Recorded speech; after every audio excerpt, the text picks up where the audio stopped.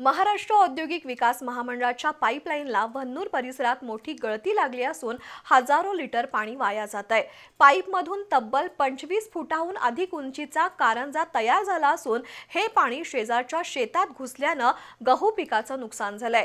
MIDCनं तातडीनं पाईपलाईनची गळती काढावी अशी शेतकऱ्यांची मागणी आहे। कागलच्या दूधगंगा नदीपात्रातून औद्योगिक वसाहतींना पाणीपुरवठा केला जातोय। कागल पंचतारांकित औद्योगिक वसाहत, गोकुळ शिरगाव औद्योगिक वसाहत, शिरोली औद्योगिक वसाहतीसह अन्य काही गावांना पिण्याच्या पाण्याचा पुरवठा याच योजनेतून होतो।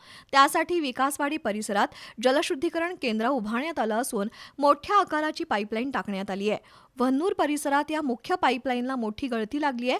प्रचंड दाबामुळे पाणी कारंजासारखं 25 फुटांपेक्षा जास्त उंचीवर फेकलं जात असून दररोज हजारो लिटर पाणी वाया जात आहे। पाण्याचा हा अपव्यय पाहून अनेक जण संताप व्यक्त करतायत। दुसरीकडे गळतीचं पाणी शेजारच्या शेतात शिरल्यानं गहू पिकाचं नुकसान झालंय। औद्योगिक विकास महामंडळानं तातडीनं गळती काढावी आणि पाण्याचा अपव्यय थांबवावा अशी मागणी स्थानिक नागरिक आणि शेतकऱ्यांनी केली आहे।